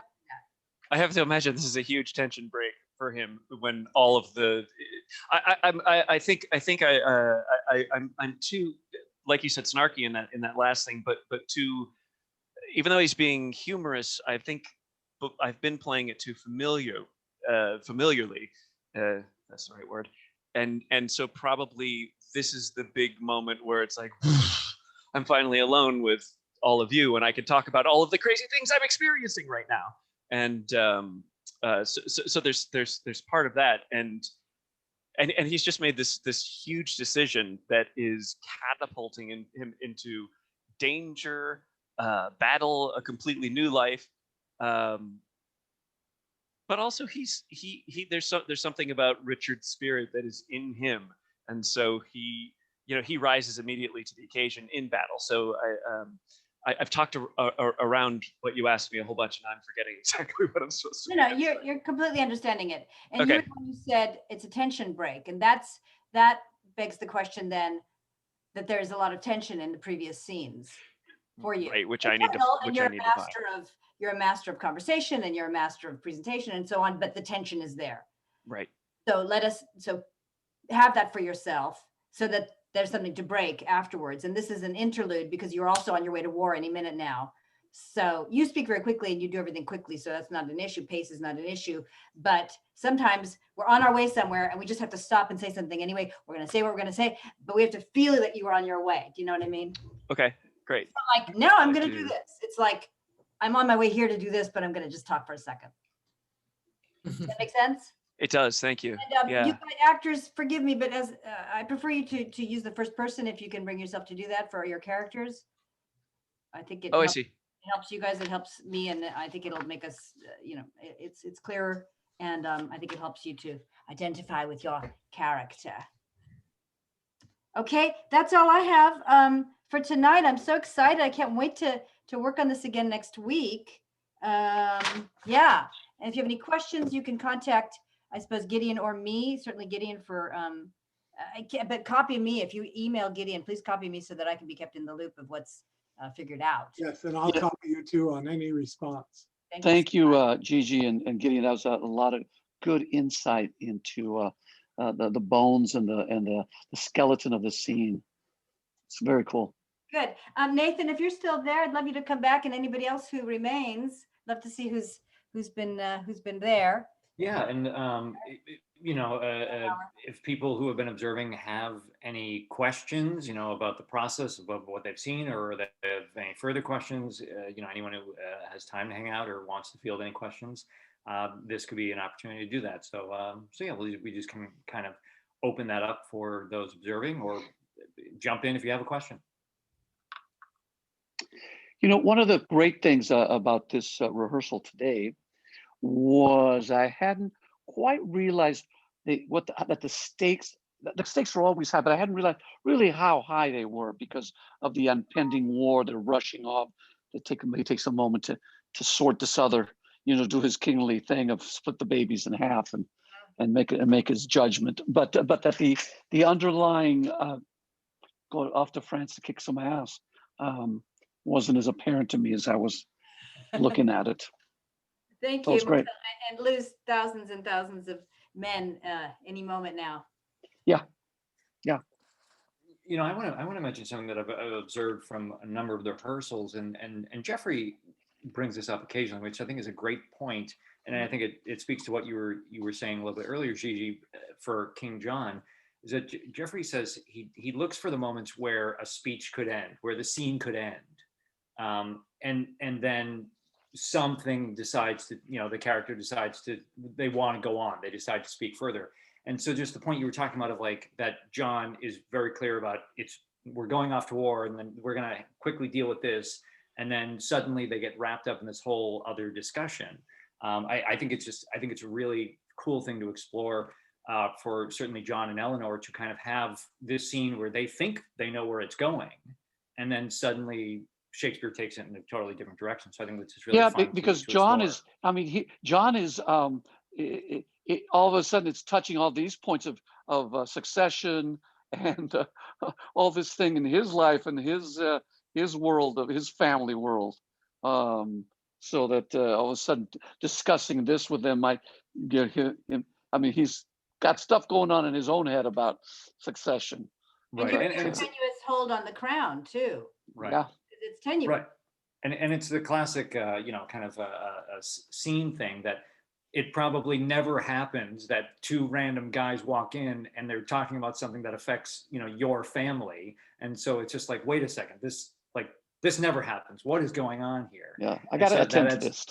Right. Yeah, it adds a whole nother layer of like, this never happens at court. What's going on? Thank you, Nathan. And also, Ross and Corinna, think about that when you come in, you don't know how much of the king's attention you're going to have. It might be 5 seconds, it might be 10 seconds, it might be 3 minutes. So you have to like quickly communicate why you're there.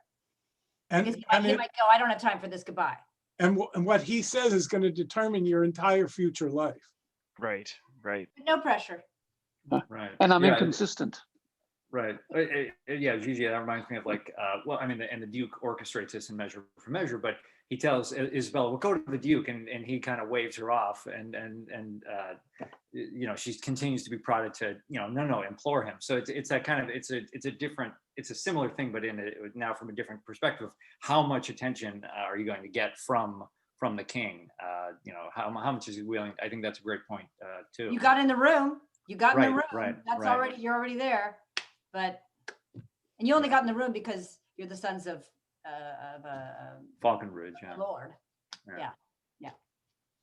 There was a law that country matters that couldn't be resolved could be taken to the king. It stopped with the Magna Carta, and they established under John. They established judges to decide such things. But before that, anybody of standing with that kind of conflict could come before the king. I know with the other scenes we're working on, Midsummer and Julius Caesar's, sometimes people or more people have connections to those plays, being in them or directing or reading. I'm curious if anyone here has had any experience with King John before working on it in any capacity. I directed a Classics Fest version of it for Antias cool. some time back. That's how Very I knew cool. about it. Thank you, Liz. That must have been fun. And Ross, you raised your hand. I did a production at Southwest Shakespeare. Gosh, I don't remember when, probably like 2013 or something, 14 maybe. Yeah. Can you play Philip? I did. There are a lot of lines in this scene that were not there when I did it. And did you know that, Nathan, when you cast Ross? No, I had no idea. Can you Ross, believe that, Ross? Can you believe that? No, I was very excited because I was like, I love this part. I'd love to have another crack at reading this scene. Well, I mean, that's the thing is when you get a great part, you itch to do it again because you've done it and you're like, okay, the first time I just got it up on his feet and I'm getting my bearings, and now you have the opportunity to really, like, okay, let's go back and really look at this and see what I didn't miss the first time because I was just trying to remember not to fall down. Yeah, and today I was like, before we met, I was like, I really had the wrong take on that, I think, and on that also.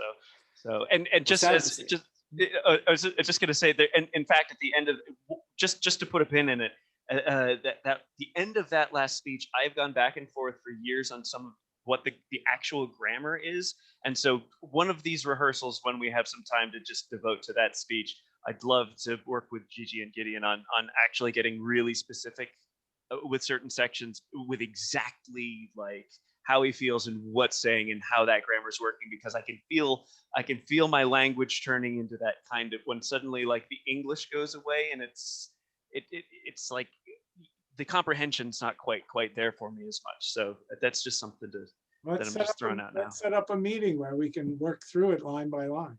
Sure, yeah, outside of the rehearsals. So then that it won't would be benefit fine the too. actors who have. Well, we can Oh, I see. record it, and then everybody can watch it back. So Or we can do it. We can do it on a Thursday night, depending. Yeah, whatever you guys like to do. If we have time for it, then everybody benefits, and if not, then we'll add it.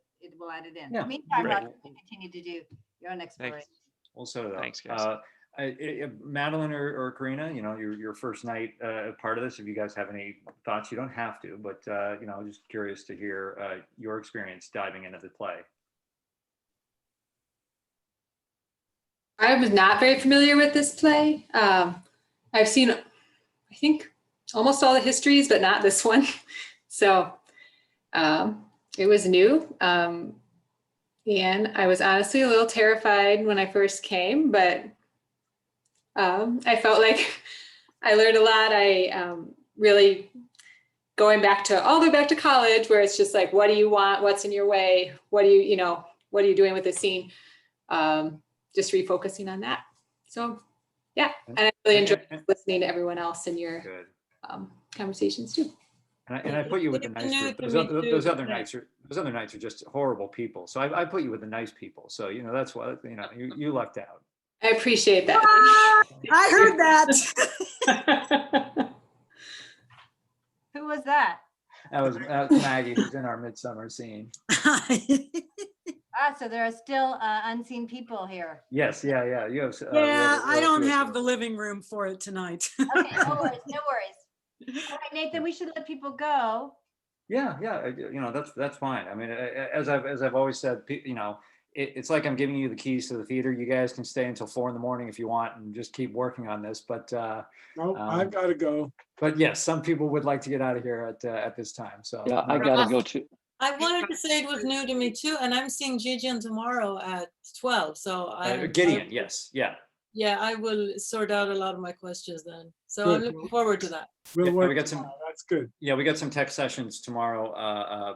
I'll send out an email to people tomorrow morning with links. But yeah, Madeleine and Garrett and Maggie, and then Elizabeth, who's Elizabeth Dennehy, who's in the Julius Caesar scene. She's going to work with Gideon as well. And people can sit in on that or watch the replay. So I'm sorry, I don't know what this 12 o'clock thing is tomorrow. So she meant Gideon, not Gigi. Oh, okay. She has a tech session with Gideon tomorrow. Gideon. Good. There's a lot of G names and Yes. M names flying around. It's okay. Okay, Gideon Rappaport. All right, well, it's lovely working with all of you. I can't wait to do more, and we'll be in touch, and we'll see you next week. I have to go. Good. Yeah. Yeah, me too. Thank you, everybody. Bravo, Great everybody. night, Happy everybody. me. Thanks, everyone. Thank Great you, to meet Gideon. you. Great to Bye, see Liz. you, Ross. Good to see you, Liz.